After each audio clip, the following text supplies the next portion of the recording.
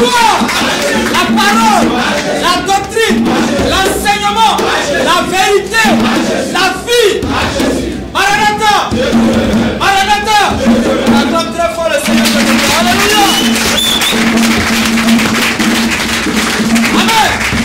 Voilà, la Bible dit qu'il y a un temps pour toutes choses. Il y a un temps pour chanter. Il y a un temps pour danser. Il y a un temps pour parler à Dieu.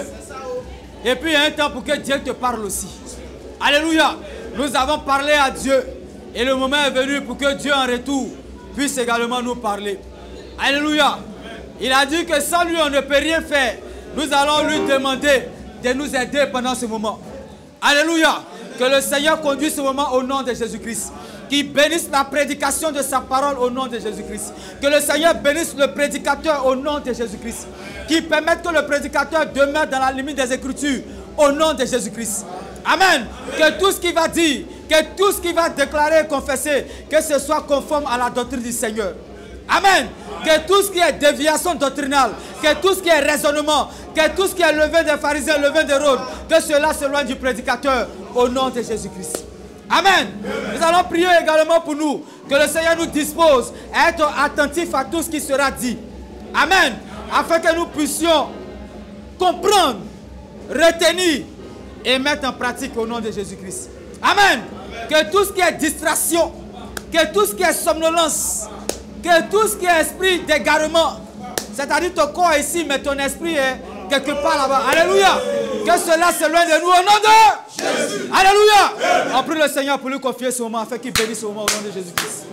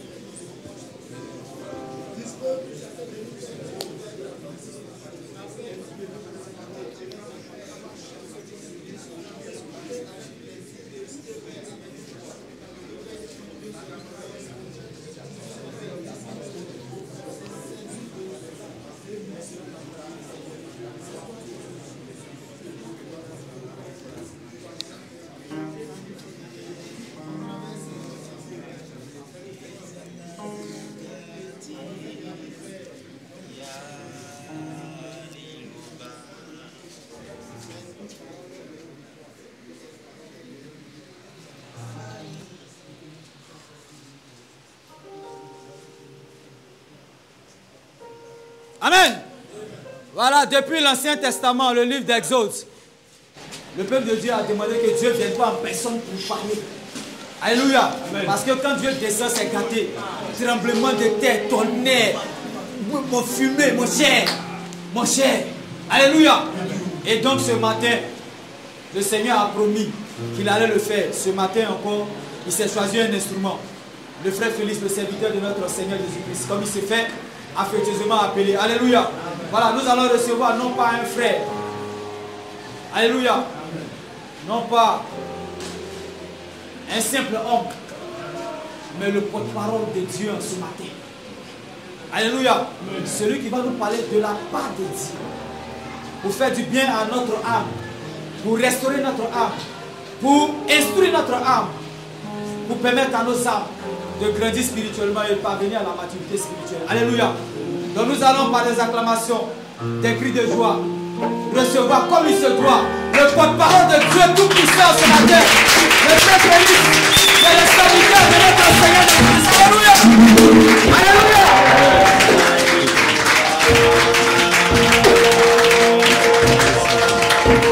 Hallelujah.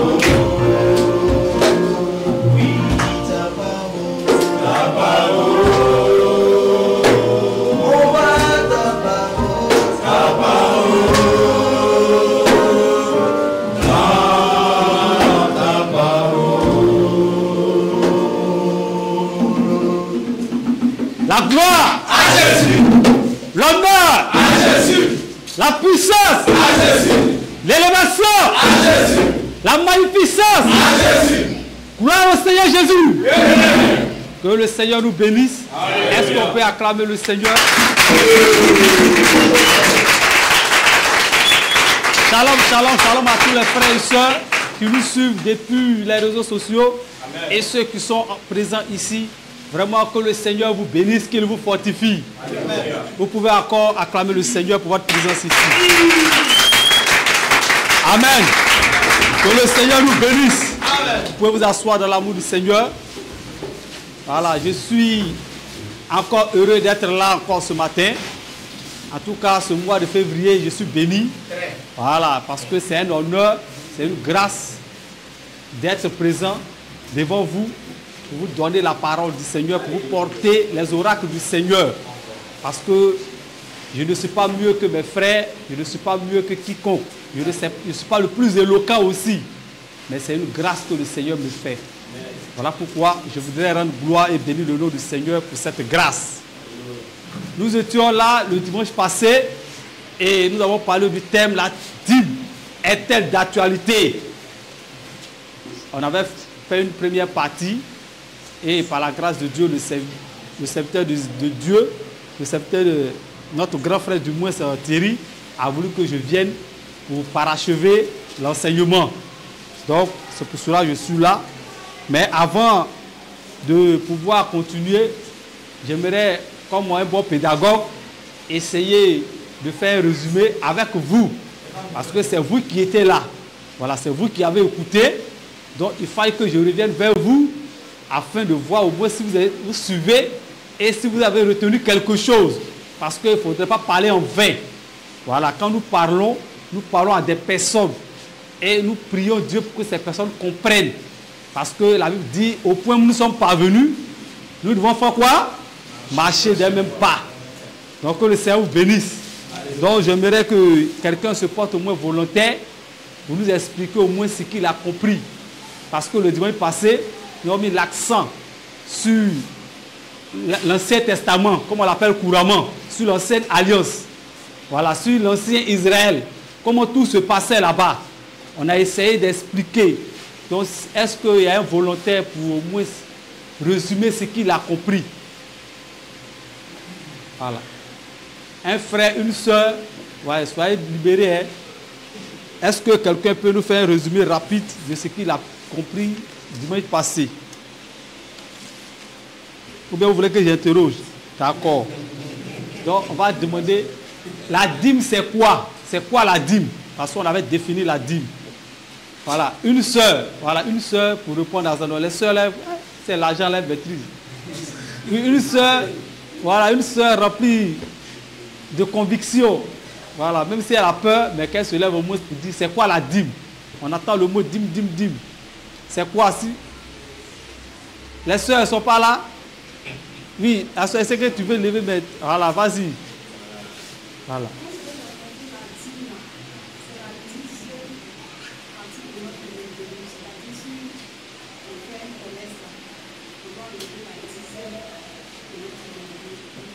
Dieu te bénisse.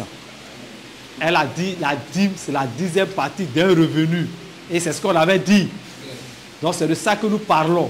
Cette 10e partie, elle revient à qui? Elle revient à?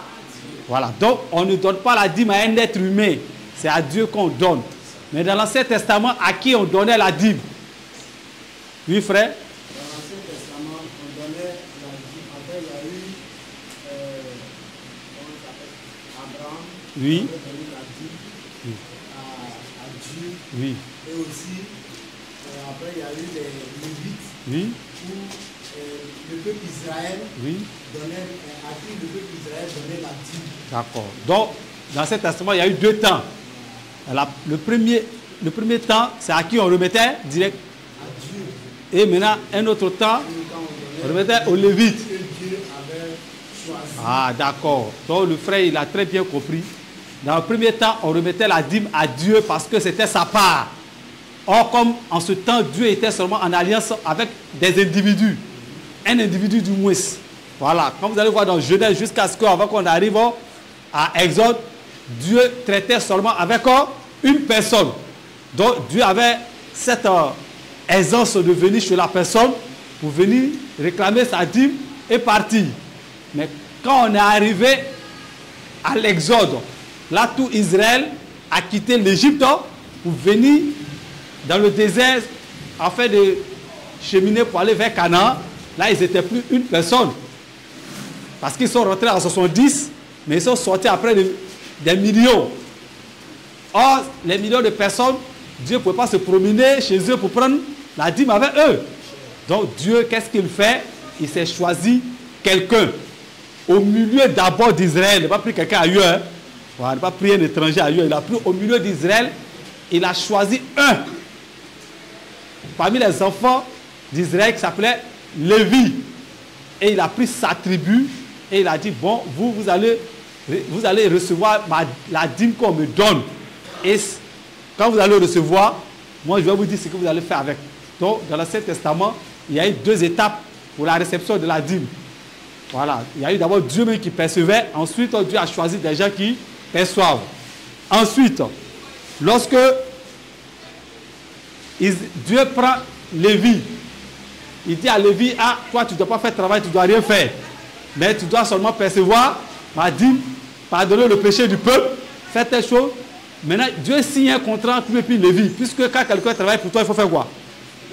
Voilà, donc il a signé un contrat avec Lévi, ils ont trouvé un montant de salaire, n'est-ce pas? Voilà, ils ont trouvé un montant de salaire. Donc Dieu allait voir Lévi, il lui a dit, dans quelle banque Lévi devait percevoir son salaire? Parce que quand on travaille, il faut qu'on perçoive son salaire quelque part. Donc Dieu dit, Lévi prend son salaire où? Qui peut m'aider? Oui, frère fidèle.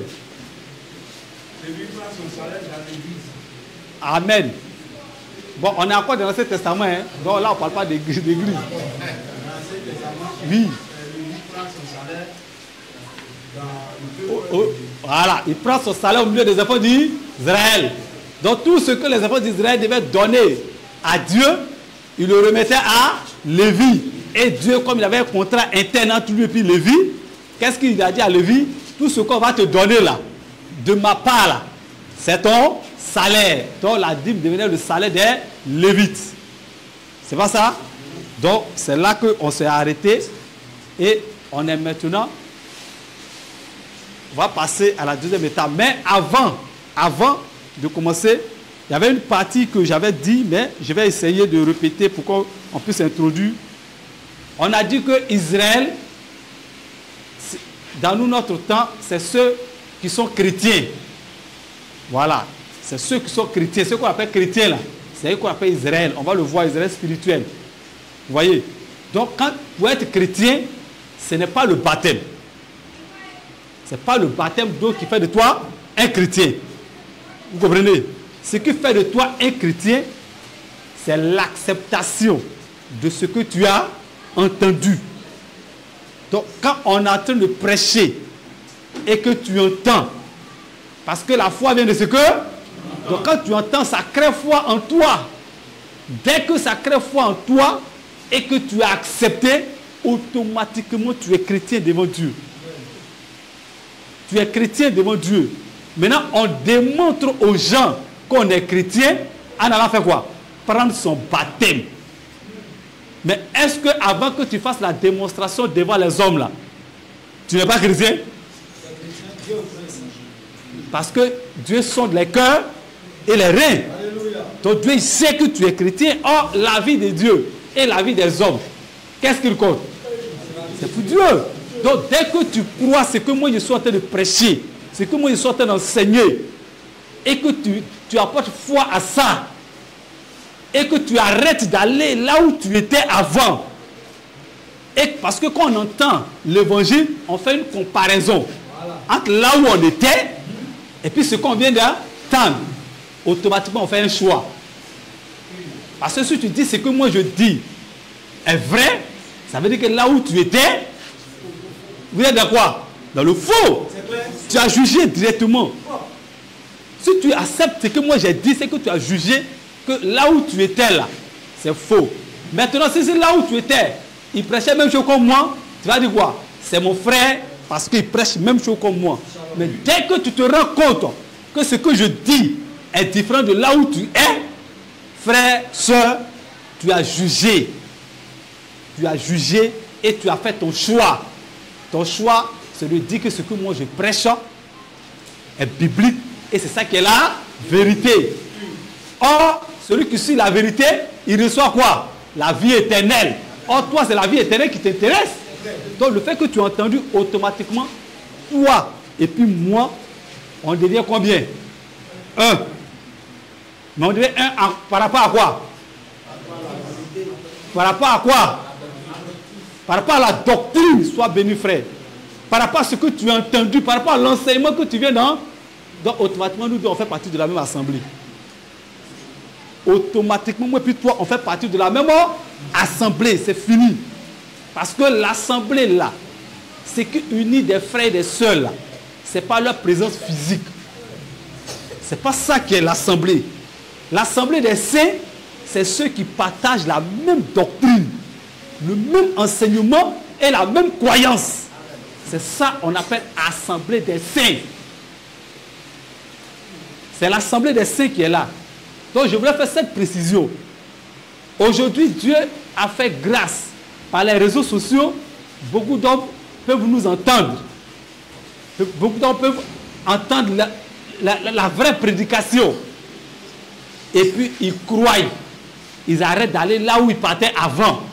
Et ils commencent à suivre nos vidéos. Ils commencent à nous écrire. Sachez que vous faites partie de notre assemblée. Or, qui doit donner la dîme?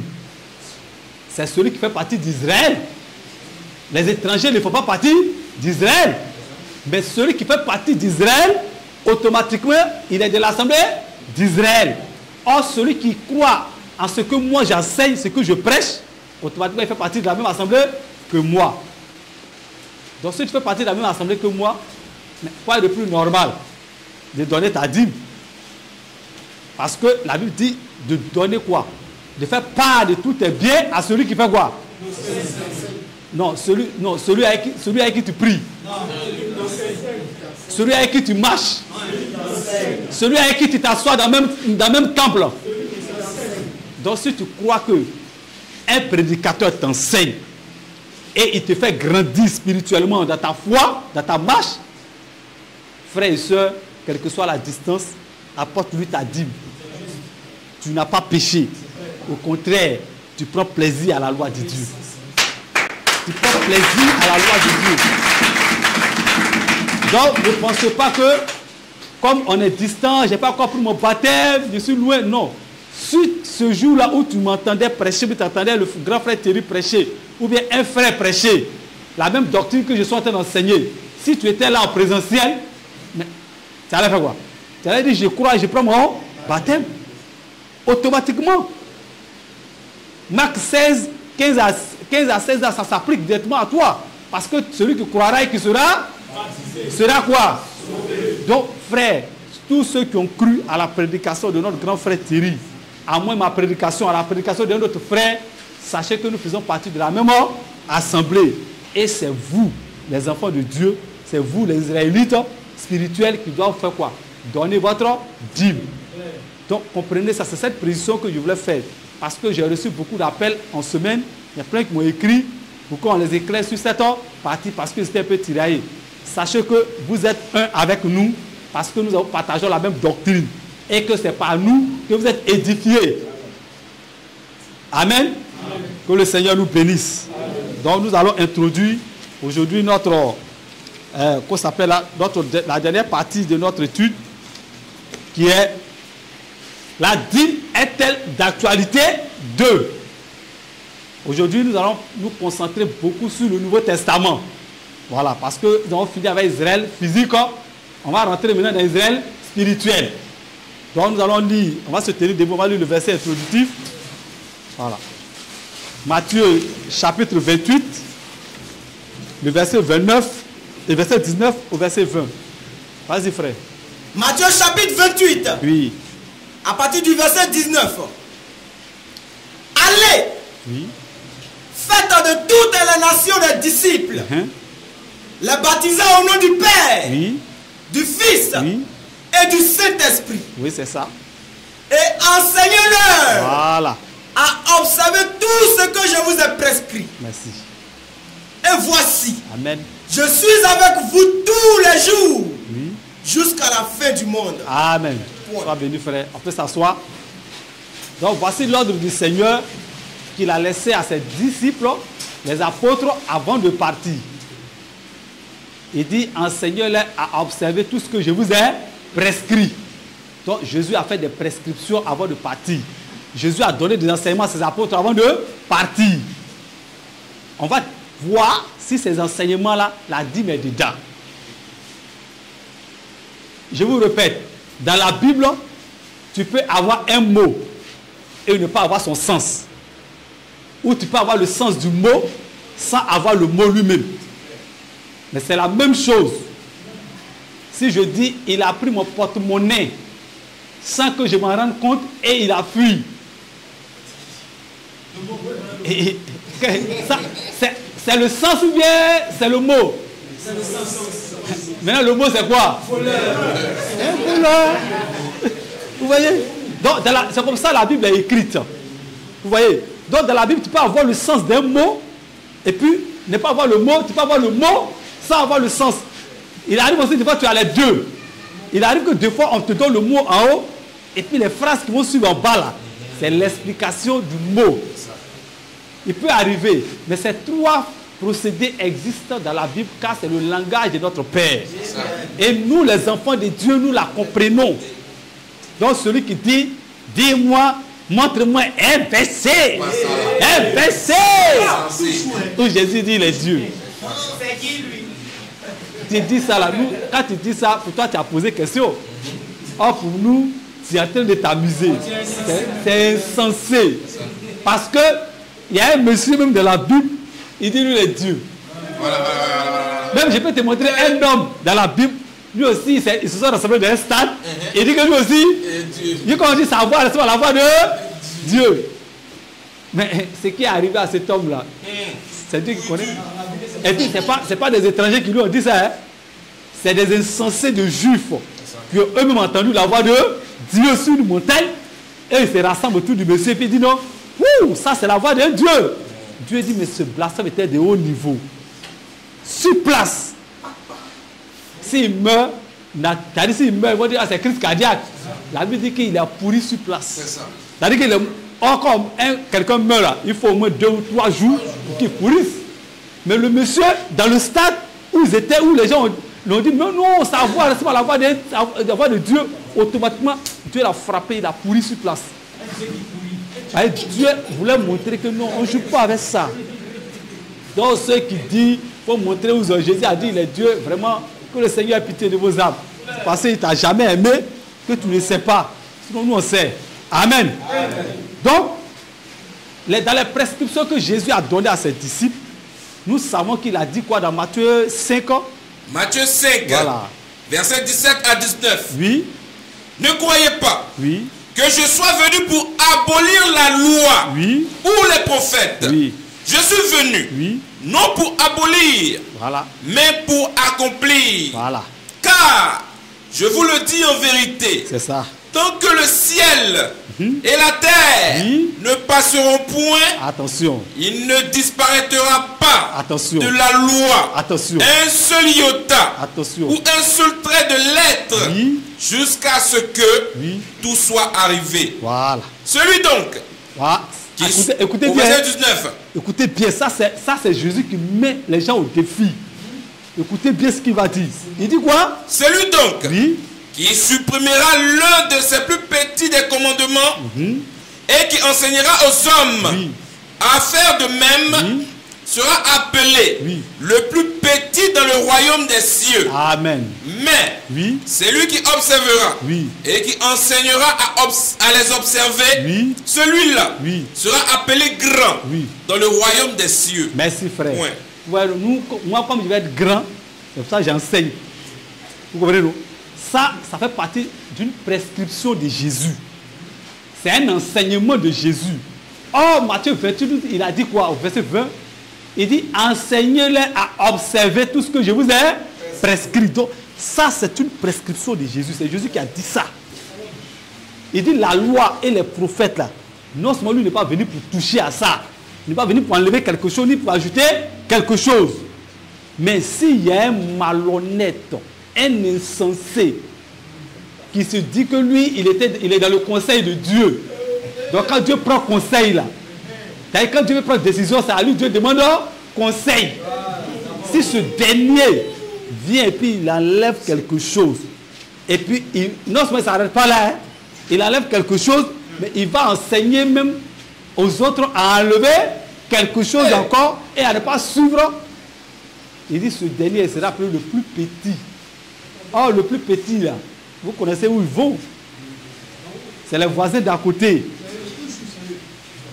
Quand on dit qu'ils vont brûler hors du pays, là, ils seront à l'entrée du pays là-bas en train de brûler. Nous, on va être les plus grands dans le royaume des cieux. Donc, on ne peut pas supprimer quelque chose. On ne peut pas aussi enseigner les gens à ne pas observer quelque chose qui est déjà prescrit dans la loi. Donc, voilà pourquoi, oui, parce que Matthieu 5, 17 à 19 nous informe que la loi et les prophètes demeureront jusqu'à ce que le ciel et la terre passent. Donc, le ciel et la terre, là, depuis Jésus est venu, là, on est d'accord que ce n'est pas encore passé. Hein? Donc, ça veut dire que la loi et les prophètes aussi demeurent. Nous savons qu'ils passeront. Ça, c'est l'information que nous, on a. Nous, on sait que le ciel et la terre qu'on est en train de regarder, là, ils vont passer. Nous savons qu'ils passeront. Et selon quoi? Apocalypse 21, verset 1. Vous pouvez lire? Apocalypse 21. Oui. Le verset 1. Voilà. Puis, voilà. Je vis un nouveau ciel. Attention. Et une nouvelle terre. Voilà ça. Car le premier ciel. Ah, il y a eu un premier. Et la première terre. Ah, d'accord. Avait disparu. Attention. Et voilà. La mer n'était plus. Même votre Port-Boué là, ce qui est à Port-Boué là, on dit ça va disparaître. Ça sera même plus. Assini va disparaître. Tout ça ne sera plus là. Donc nous on est au courant que la terre et le ciel que nous voyons là, ça va disparaître. Mais pour l'instant là, ça est là. Donc si ça est là, c'est que les lois et les commandements que Dieu a donnés demeurent. On peut vérifier ça aussi dans 2 Pierre. 2 Pierre chapitre 3 verset 13. 2 Pierre 3. Oui. À partir du verset 13. Oui. Mais nous attendons. Oui. Selon sa promesse. Oui. De nouveaux cieux. Voilà. Et une nouvelle terre. Où la justice habitera. C'est tout. Point. Donc vous voyez. Donc nous sommes au courant que de nouveaux cieux, une nouvelle terre va arriver. Mais on attend ça. Voilà, ça c'est notre grand frère qui a dit ça, grand frère Pierre. Il dit on attend ça. Mais pour l'instant, il demeure. Jusqu'à l'accomplissement de toutes les prophéties bibliques. Dans la Bible, il y a plein de prophéties. Voilà pourquoi quand les gens lisent Matthieu 5, des fois, ils se mélangent. Parce que quand on dit jusqu'à ce que tout soit arrivé, et ils confondent ça avec jusqu'à ce que tout est accompli. C'est pas la même chose, hein? C'est pas la même chose. C'est vrai qu'on voit fin dans les deux. Mais c'est pas la même chose. Tout soit accompli là. C'est un monsieur qui a dit ça. C'est quelqu'un qui a dit ça.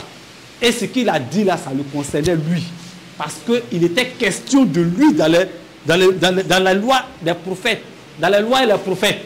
Il était question de lui. Il devait venir faire quelque chose. Et ce qu'il devait venir faire là, il a fini avec ça. Donc c'est normal qu'ils disent que tout est accompli à son niveau. Mais jusqu'à ce que tout soit arrivé, ah frère, l'enlèvement n'a pas encore eu lieu. La guerre de Gog et Magog n'a pas encore eu lieu. Le monsieur qui doit s'installer pour dominer le monde, faire le gouvernement mondial, il n'est pas encore arrivé. Même si on le voit pointer du nez, mais il n'est pas encore arrivé. Comment ça s'appelle encore? Israël, les 2 oliviers, ne sont pas encore venus en Israël. Il y a plein de... On peut en citer encore plein. Vous voyez? Le feu n'est pas encore descendu du ciel. La grande tribulation n'est pas encore arrivée. Vous voyez? Donc il y a plein de prophéties bibliques qui ne sont pas encore arrivées. Or Jésus dit que tant que toutes les prophéties bibliques n'arrivent pas, il ne disparaîtra pas un seul iota Iota là, c'est en grec. C'est le point qu'on met sur I là. C'est-à-dire quand tu écris I, tu mets un point dessus, non? Jésus dit point là, mais c'est très important. Et il dit si tu as écrit mais que tu as oublié, c'est que Jésus tu as blasphémé même. Donc il dit même petit point là, ça ne va pas manquer. Jusqu'à ce que toutes les prophéties bibliques quoi, arrivent. Parce que même Genèse a donné des prophéties que Apocalypse a répétées. Ézéchiel a donné des prophéties que Apocalypse a répétées. Daniel même encore. Là c'est grave. Lui, là, tout ce que Jean a vu là-bas, là, Daniel a vu. C'est écrit dedans. Donc rien n'est encore arrivé. Donc pour l'instant, nous on reste avec le Seigneur Jésus qui nous a dit que tant que le ciel et la terre ne passent pas, calmez-vous mes fétis, obéissez à la loi, obéissez à tout ce que les prophètes vous ont dit, et puis vous prenez plaisir, je prendrai plaisir à vous. Amen. Amen. Amen. Or, nous savons que la dîme a été érigée en loi perpétuelle pour les Lévites. Là, on est clair. Personne ne peut discuter. La dîme est une loi. La dîme est une loi. On peut le vérifier dans Nombre 18. Nombre 18, oui. Verset 21 à 23. Vas-y, frère. Je donne comme possession oui. aux fils de Lévi oui. toute dîme en Israël voilà. pour le service qu'ils font, oui. le service de la tente d'assignation. Oui. Les enfants d'Israël oui. n'approcheront plus de la tente d'assignation de peur oui. qu'ils ne se chargent d'un péché et qu'ils ne meurent. Oui. Les Lévites voilà. feront le service de la tente d'assignation oui. et ils resteront chargés de leurs iniquités. Oui. Ils n'auront point de possession au milieu des enfants d'Israël. Oui. Ce sera une loi perpétuelle. Éphémère. Non, une loi perpétuelle. Pointant. Non, ce sera une loi perpétuelle. On a lu définition de perpétuelle ici. Donc la dîme a été érigée en loi. Donc quand Jésus dit qu'il ne disparaîtra pas de la loi là, la dîme est dedans. La dîme est dans cette loi là aussi. Avant, j'ai posé la question à un monsieur qui se dit prédicateur. Je lui ai demandé, ben, excuse-moi, je vais te comprendre. Les 10 commandements, d'après vous, Dieu a donné 10 commandements. Mais moi, je sais que Dieu n'a pas donné 10 commandements. C'est vous qui croyez que Dieu a donné 10 commandements. Voilà. Moi, j'ai dit, bon, je vais dans ton sens. Les 10 commandements, c'est Dieu qui a donné. La loi de la dîme, c'est Dieu qui a donné. Maintenant, dans quel procédé, c'est-à-dire que par quelle technique, quand on vient sous la grâce, les 10 commandements demeurent et ne bougent pas. Hein? Maintenant, la loi de la dîme, elle doit disparaître. Il dit, bon, explique-moi le procédé chimique qui s'est passé là, pour que je puisse capter. Il dit, on était sur TikTok, hein? Il n'avait plus de réseau, il est descendu. C'est-à-dire qu'il a disparu du live. Parce que c'est aberrant que des lois puissent demeurer et puis d'autres lois puissent disparaître. Or, chez nous les humains, l'Assemblée nationale ne peut pas faire disparaître une loi sans qu'un procédé précis et concis soit respecté. Il y a des choses qui doivent être faites pour qu'une loi soit abrogée ou elle soit abolie. Et on voit les traces. C'est clair. Le président signe le décret et puis tout le monde voit. Maintenant pour vous là, la loi de la dîme disparaît et ils disent que c'est Jésus qui est devenu la dîme. Ils disent Jésus est la dîme. Voilà. Donc de la même manière, Jésus, comment ça s'appelle, Abraham a payé la dîme de Lévi. C'est comme ça que Jésus a payé nous notre dîme. J'ai dit je suis d'accord avec ça. Moi je suis d'accord. Maintenant, explique-moi le procédé. Voilà. Quelle est l'ordonnance qui a été prise, le décret qui a été signé, le nouveau article, au moins qui montre que l'ancien article est abrogé. Il ne peut pas répondre. Oh, il dit les docteurs. C'est-à-dire qu'il veut se présenter à moi, il dit je suis docteur. Il dit, Seigneur, voilà un grand docteur, il va venir m'expliquer les choses que je ne comprends pas. Mais malheureusement, le frère il est descendu, il a fui, il n'y a plus de réseau. Jusqu'à aujourd'hui, il ne m'a plus contacté. Donc vous voyez, vous dites des choses deux fois, vous ne comprenez même pas la portée de ce que vous dites. La dîme a été érigée en loi, donc si elle doit disparaître, on donne une autre loi pour montrer que l'ancienne loi Voilà, même chez nos voisins. Voilà, les voisins d'à côté même, dans le livre de Satan là. Là-bas au moins, pour abroger un verset, on donne un nouveau verset. Là au moins, eux-mêmes, dans leur fausseté, et ils respectent la règle. Tu as vu? Toi qui dis que tu es dans le vrai, tu ne nous donnes même pas l'ancien. Il est là, on voit ça bien. Et puis on voit maintenant, on veut le nouveau. Mais le nouveau là, tu as nous choisi le sacerdoce. Car si le sacerdoce a changé, il a changé. Mais sacerdoce, à toi, tu sais c'est quoi? Sacerdoce, ça concerne dîme. Sacerdoce ne concerne pas dîme. Il faut nous expliquer c'est quoi le sacerdoce. Non, s'il y a changement de loi, c'est qu'il y a changement de... Il dit, tout ce que tu dis là, c'est de quelle loi on parle? Les 10 commandements aussi sont loi. Tu ne commettras pas d'adultère. C'est loi aussi. Donc, s'il y a changement de loi, ah, yo, c'est qu'elle est là, tout est libéré. Hein? Où est ta femme? Il lui a demandé où est ta femme? Il rit. Ah, mais puisque tu ne commettras pas d'adultère, ça est dans la loi, et que c'est sorti, et qu'il y a changement de loi, ah, mais où est ta femme? On va partager. On va partager. Et tous ceux aussi qui tu aimeras ton prochain comme toi-même. Mais frère, tu t'aimes, non? Voilà pourquoi tu as pris une belle femme. Donc comme tu dois m'aimer, partage ta femme avec moi. On va aller à ça. Quand on ne comprend pas la parole de Dieu, on va au pied de ceux qui comprennent, ils vont t'expliquer. Parce qu'en Israël, ce n'est pas tout le monde qui expliquait la loi. Tout le monde était peuple de Dieu, mais tout le monde n'expliquait pas la loi. C'est des gens que Dieu a choisis, qui étaient, Dieu leur donnait cette capacité de pouvoir faire quoi? Comprendre sa pensée et puis exposer ça à d'autres personnes. Ce n'est pas n'importe qui. Donc faites attention. On n'interprète pas les choses comme parce qu'on veut. Voilà, par exemple, vous avez connexion, vous avez l'argent, vous mettez dans les rues, vous criez. Non, c'est pas comme ça ça marche. C'est pas comme ça ça marche. Voilà. Donc, la dîme a été érigée en loi. Qui percevait la dîme dans Israël? Et puis pourquoi? Qui percevait la dîme? Puisqu'elle a été érigée en loi. Donc ça veut dire que c'est une affaire de donner. C'est une affaire d'offrir.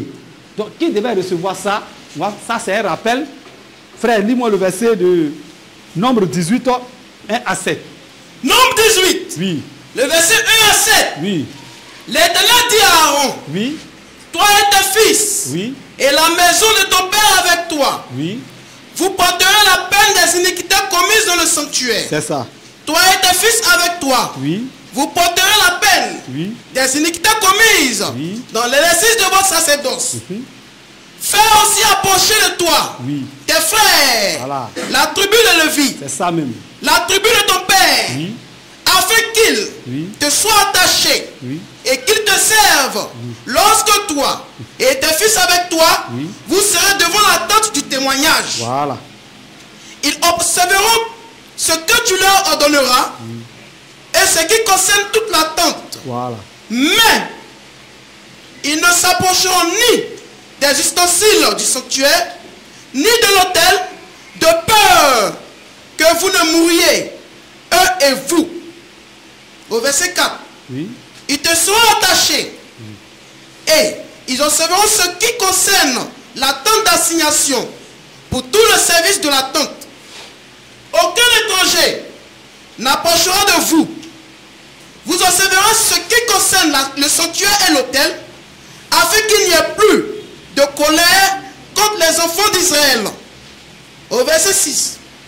Voici, j'ai pris vos frères, les Lévites du milieu des enfants d'Israël. Donnez à l'Éternel. Ils vous sont remis en don pour faire le service de la tente d'assignation. Toi et tes fils avec toi. Vous observerez les fonctions de votre sacerdoce pour tout ce qui concerne l'autel. Oui. Et pour ce qui est en dedans du voile, Voilà.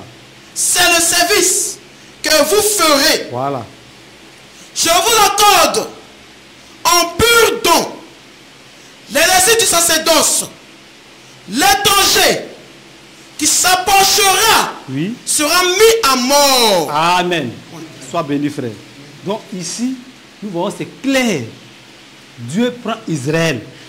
Il dit dans Exode 19, verset 6, que tout Israël est sacrificateur. Tout Israël est un peuple saint.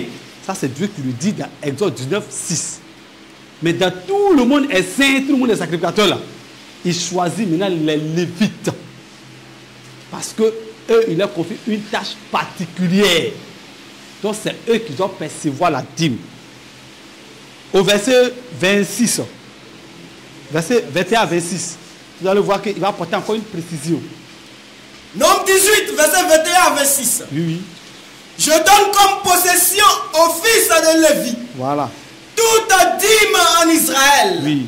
pour le service qu'ils font, Oui. le service de la tente d'assignation. D'accord. Les, Vas-y, vas-y. les enfants d'Israël Oui. n'approcheront plus de la tente d'assignation Mhm. de peur qu'ils ne se chargent d'un péché Voilà. et qu'ils ne meurent. Les Lévites feront le service de la tente d'assignation Voilà. et ils resteront chargés de leur iniquité. Ils n'auront point de possession au milieu des enfants d'Israël. Ce sera une loi perpétuelle Voilà. parmi vos descendants. Je donne comme possession aux Lévites les dîmes que les enfants d'Israël présenteront à l'Éternel par élévation. C'est pourquoi je dis à leur égard, ils n'auront point de possession au milieu des enfants d'Israël. L'Éternel en parla à Moïse et dit, tu parleras aux Lévites et tu leur diras, lorsque vous recevrez des enfants d'Israël la dîme que je vous donne de leur part, comme votre possession, vous en prélèverez une offrande pour l'Éternel, une dîme de la dîme. Amen. Donc ici c'est clair, c'est les Lévites qui prélèvent la dîme. C'est à eux qu'on leur donne tout. Tout ce qui doit revenir à Dieu, c'est à eux. Mais Dieu précise pourquoi est-ce que c'est à eux. C'est parce qu'ils font un service dans le temple.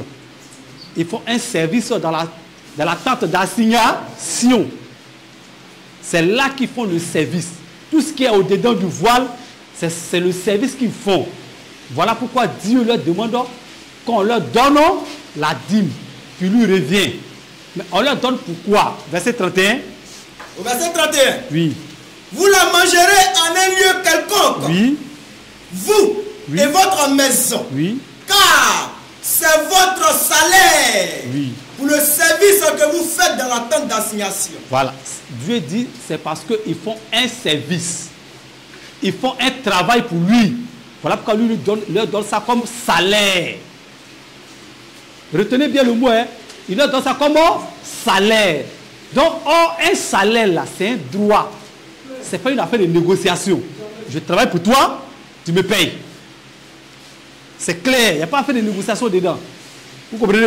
Voilà. Donc, c'est comme ça Dieu, ceux qui percevaient la dîme dans Israël, c'était les Lévites parce qu'ils avaient été choisis. C'était un pur don. Dieu les a choisis pour faire d'eux ceux qui doivent percevoir ça, ce qui lui revient.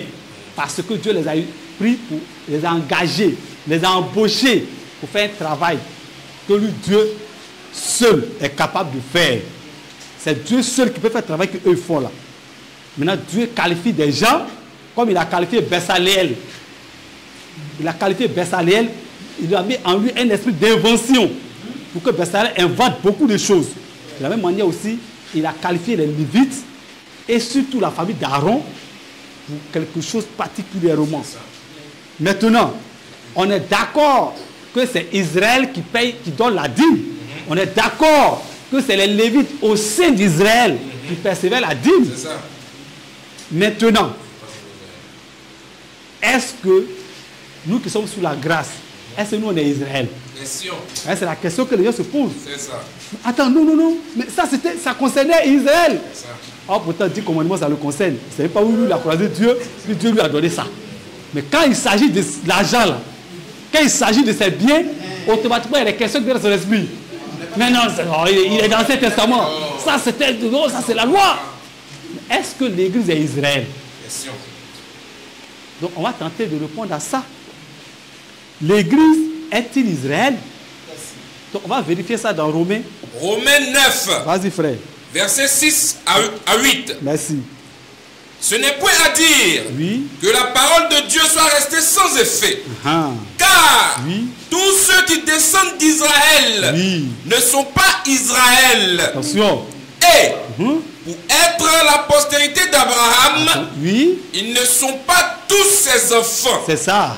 Mais Oui. il est dit, Oui. en Isaac Oui. sera nommé pour toi Pourquoi? une postérité, Uh-huh. c'est-à-dire Uh-huh. qui ne sont pas les enfants de la chair, Attention. qui sont enfants de Dieu, Oui. mais Oui. que ce sont Oui. les enfants de la promesse Attention. qui sont regardés comme la postérité. Point. On va expliquer pour que vous compreniez. C'est pas compliqué. Restez scotchés. On va vous expliquer. Romains chapitre 9, le verset 6 à 8 dit quoi? C'est-à-dire qu'Abraham, il a eu des enfants physiques. Il y a eu Ishmaël, il y a eu encore les enfants de Ketura, encore d'autres enfants, qu'on n'a pas cité le nom. Dieu dit non, je reconnais que ceux-là sont enfants d'Abraham. C'est lui qui les a engendrés. Mais ce n'est pas parce qu'eux tous sont sortis des reins d'Abraham, ce sont les enfants d'Abraham. Hein? Parce qu'il y a deux manières de devenir enfant d'Abraham. Il dit il y a deux manières. Il y a la manière physique et il y a la manière spirituelle. Parce que une promesse, elle n'est pas physique. Une promesse, c'est une parole. Et cette parole, elle est immatérielle. Cette parole, on l'entend. Et lorsqu'on l'entend et qu'on ajoute foi, automatiquement, ça prend forme en nous. Ça se matérialise en nous. Et ça crée en nous ce qu'on appelle une espérance. Si tout de suite je viens, je dis, ah ma soeur, en tout cas, je vais t'épouser. Je vais faire de toi ma femme, la mère de mes enfants. Et je vais te donner un cadre de vie vraiment qui dépasse ton entendement. Est-ce que c'est que les autres te disent là? Ça aide elle? Non. Mais elle a fait quoi? Elle a entendu. Elle a entendu.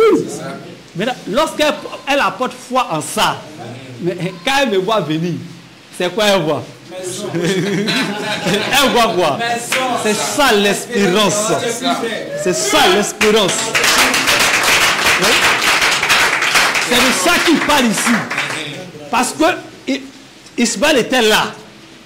Et puis, Isaac n'était pas encore né. Mais Dieu avait déjà dit à Abraham quoi? L'année prochaine, quand je vais venir à cette date, tu auras, toi et ta femme Sarah, vous aurez un enfant. C'est lui-là qui est l'enfant de la promesse. C'est une parole qui a été donnée. Vous comprenez? Donc, nous là, on n'est pas Israël physique, mais on est Israël spirituel parce qu'on croit à la promesse. Quelle promesse?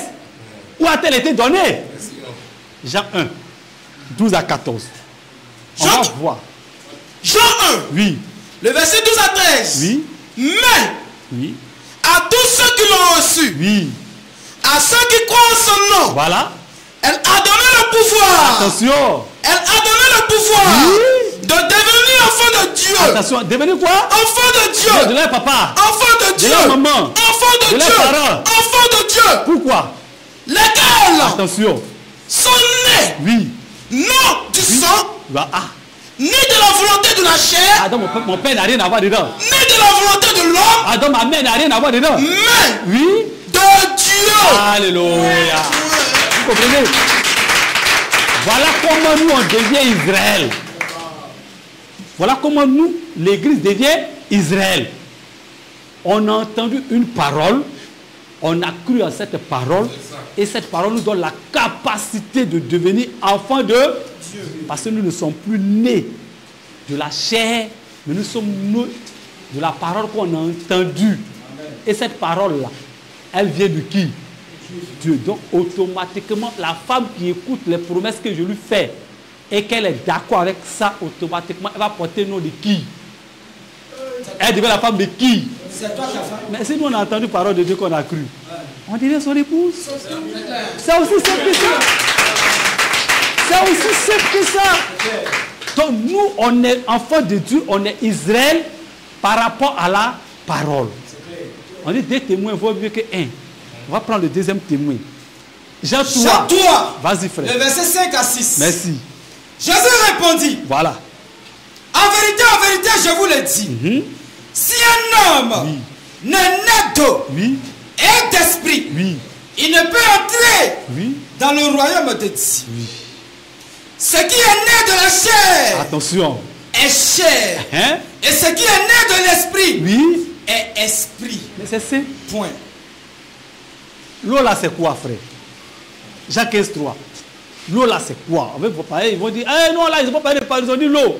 Voilà, donc on va essayer de voir l'eau aussi, c'est quoi? Jacques 15, verset 3. Oui, tu prépares l'esprit là en même temps. Oh. Déjà, Oui.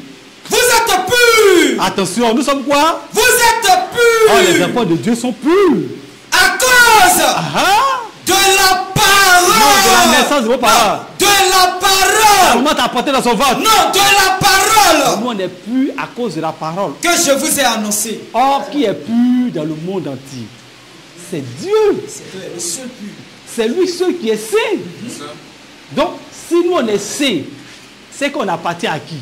On est de Dieu. Parce que si j'ai croisé une brebis et j'ai croisé un agneau, je n'ai pas dit que c'est enfant de cabri. Je n'ai pas dit c'est enfant d'éléphant. Jamais. Je n'ai pas dit c'est enfant de lion. Non plus. Si j'ai croisé agneau, c'est que son père, c'est un bélier. C'est clair. Sa mère, c'est une brebis. Forcément. Donc, si j'ai croisé quelqu'un qui est saint, mais son père, c'est qui? C'est Dieu. C'est aussi simple que ça. L'esprit, c'est quoi? 2 Corinthiens 3, Oui. verset 17. Voilà. Or, Oui. le Seigneur, Attention, qui? le On n'a Seigneur, pas dit un seigneur. non, le Seigneur, Un seigneur. le Le Seigneur, Seigneur. c'est l'Esprit. Point. On dit, faut naître d'eau et d'esprit. On a vu que l'eau, c'est la parole. Et on a vu que l'esprit, c'est qui? C'est le Seigneur lui-même. Mais c'est le même qui a dit les paroles que je vous dis sont esprit et vie. Donc, ceux qui entendent l'évangile, qui croient en cela, automatiquement, ils deviennent quoi? Israël spirituel. Donc, nous, on est Israël. Donc, tout ce qui concerne Israël, ça nous concerne. Donc, on va voir, est-ce que Dieu, il a pris des dispositions pour que nous aussi, on soit organisés comme Israël. Ben, Israël était bien organisé, hein? Dieu ne laissait rien au hasard à Israël. Donc, on va voir si Israël spirituel est organisé comme Israël physique. Parce qu'il a dit à Moïse, il faut reproduire selon quoi? Le modèle que tu as vu sur là. Ah, nous, on a un modèle qui est Israël ici. On a vu. Donc, on va voir si on est organisé selon le modèle. Donc, on va voir les prédicateurs de l'évangile sont-ils des Lévites? Il faut qu'on sache. Puisque c'est les prédicateurs qui disent qu'ils veulent qu'on leur donne quoi? La dîme. Donc, nous, on va vérifier s'ils sont des Lévites. Et ça, ce sont des questions. Chaque fois qu'on a des disputes avec des gens, des causeries, ils aiment toujours faire sortir cette question-là. Est-ce que vous êtes des Lévites? Est-ce que vous êtes des sacrificateurs? Donc, on va vérifier aujourd'hui dans les Écritures si les prédicateurs de l'évangile, ils sont des Lévites. Bon, si on trouve qu'ils sont des Lévites, il n'y a pas par là, on leur donne la dîme. Mais s'ils ne sont pas des Lévites, s'ils sont des usurpateurs, c'est pas ça? Donc, on va vérifier. On va voir comment Dieu a établi les Lévites. Exode 28, Vas-y, frère. verset 1. Vas-y. Fais approcher de toi Oui, Aaron, Oui. ton frère, Oui. et ses fils, c'est ça. et prends-les parmi les enfants d'Israël Clair. pour les consacrer à mon service dans le sacerdoce. Attends, on a les prendre parmi quoi? Parmi les enfants d'Israël. Les Lévites, ils ne sont pas quittés ailleurs. Ils ne sont pas quittés ailleurs. C'est au milieu des enfants. Ah, D'Israël. d'accord, vas-y, frère. Pour les consacrer Oui. à mon service dans le sacerdoce. Voilà. Aaron Oui. et les fils d'Aaron. Voilà. Nadab, 1, Abihu, 2, Éléazar 3, et 4. Itamar. Plus le papa, ça fait Ouais. combien? Donc Dieu avait établi les Lévites. Mais ceux qui étaient dans le sacerdoce là, ils étaient 5. La dernière, ceux qui veulent suivre le sacerdoce, vous pouvez aller dans notre chaîne YouTube. Voilà, Thierry le Rousseau, les initiés de la parole du Seigneur Jésus-Christ, ça est là-bas. On a parlé du sacerdoce. Vous allez voir l'équivalent. Voilà. Ceux qui ont été établis dans le sacerdoce, ils sont au nombre de 5. Donc on va voir si ça c'était Israël physique. Des gens qui ont été pris du milieu d'Israël et qui ont été établis comment? était établi dans le sacerdoce. D'accord. On va voir s'il y a l'équivalent au niveau de l'église. Frère, vas-y. Éphésiens 4. Voilà. Le verset 10 à 12. Mais excusez, avant que tu lises, ces personnes qui ont été établies là, qui les a établies? Donc c'est Dieu qui les a établis. Donc si il doit y avoir des gens dans le Nouveau Testament qui prétendent être des Lévites, il fallait que ce soit Dieu qui les établisse. 2, ils sont au nombre de combien? 3, ils sont pris au milieu de l'église. Ils sont dans l'église. Voilà. C'est pas parce que c'est une classe et puis on va affecter quelqu'un ici. Ça ne marche pas comme ça. Hein? Non. Genre, on a fondé l'école, le fondateur a tout fait et puis il cherche un professeur. Non. Ils sont pris au milieu de nous. Vas-y frère, Éphésiens 4. Éphésiens 4. Oui. Le verset 10 à 12. Vas-y frère. Celui qui est descendu. Oui. C'est le même. Oui. Qui est monté au-dessus de tous les cieux. Attention. Attends, celui-là c'est qui? Qui peut monter au-dessus de tous les cieux? C'est Dieu seul. Donc, premier critère, Dieu il est présent. Mais il est présent, il fait quoi? C'est le même. Oui. Qui est monté au-dessus de tous les cieux. Oui. Afin de remplir toutes choses. Ouais. Et il a donné les uns. Attention, il a fait quoi? Il a donné les uns. Ah, dans Israël aussi, il avait quoi? Donné. Il dit, je vous fais ça comme un don pur. Il dit, je vous donne vos frères les Lévites comme un don pur. Et ici aussi, il a donné les uns comme apôtres. Attention. Les autres comme prophètes. Attention. Les autres comme évangélistes. 3. Les autres comme pasteurs. 4. Et docteurs. Ah, donc il y a équivalence. Parce qu'il est le même hier, aujourd'hui et éternellement. Il ne change pas sa manière de faire. Même si ce n'est pas les mêmes acteurs, mais c'est la même manière de faire et c'est le même résultat qu'on va avoir. Donc, Éphésiens 4 nous informe que dans l'église, non pas dit ailleurs, on dit dans l'église, il a donné les uns comme apôtres, prophètes, évangélistes, docteurs et pasteurs. Mais c'est pourquoi il les a donnés? Pour voilà. Le perfectionnement des saints. Attention. Vous voyez, le perfectionnement des saints. Or, les saints, c'est qui? C'est Israël spirituel. C'est nous qui avons cru à la parole de Dieu. C'est nous qui croyons que Jésus-Christ est le Dieu Tout-Puissant. C'est nous qui croyons qu'en demeurant dans ses paroles, on va avoir la vie éternelle. C'est de nous qu'il s'agit, c'est à nous qu'il a donné. Il n'est pas donné aux gens de dehors. Il n'est pas donné à des étrangers. Mais c'est à nous qu'il a donné. Donc si tu crois que tu es Israël spirituel, je pense qu'au moins il y a quelqu'un qui est établi sur toi. Parce que celui qui t'a prêché, puis tu as entendu là, c'est celui qui est établi sur toi. Parce que c'est Aaron et ses enfants qui faisaient le sacerdoce dans la tente d'assignation. Vas-y. Pour le perfectionnement des saints en vue de l'œuvre du ministère. Voilà. Et de l'édification du corps du Christ. C'est clair. C'est clair, frère. Sois béni. Donc, le corps de Christ, c'est son épouse. L'épouse de Christ, c'est celle qui a accepté la personne qui a accepté quoi? Sa promesse. Qui a accepté tout ce qu'il a donné comme promesse. C'est lui qu'on appelle l'épouse de Christ. Or, l'épouse de Christ, ce n'est pas une personne. Ce n'est pas un garçon ou un homme. L'épouse de Christ, c'est l'ensemble de tous ceux qui sont dans le monde entier qui croient la même chose, la même doctrine. Ils ont la même pensée. C'est eux qu'on appelle l'épouse de Christ. Donc moi, Félix, le serviteur de Jésus, je ne fais pas partie du groupe des catholiques. Donc moi, puis eux là, on ne peut pas être épouse. Il ne faut pas partir de la reine de mon mari. Et il y a certaines personnes aussi, ils prennent ce mot épouse et ils l'utilisent abusivement. Nous sommes tous épouses. Toi, tu es épouse. Si tu es oublié, il faut nous dire. Nous, on n'a pas parlé, on n'est pas contre ça. Moi, un garçon comme ça, et puis tu me dis que je suis épouse.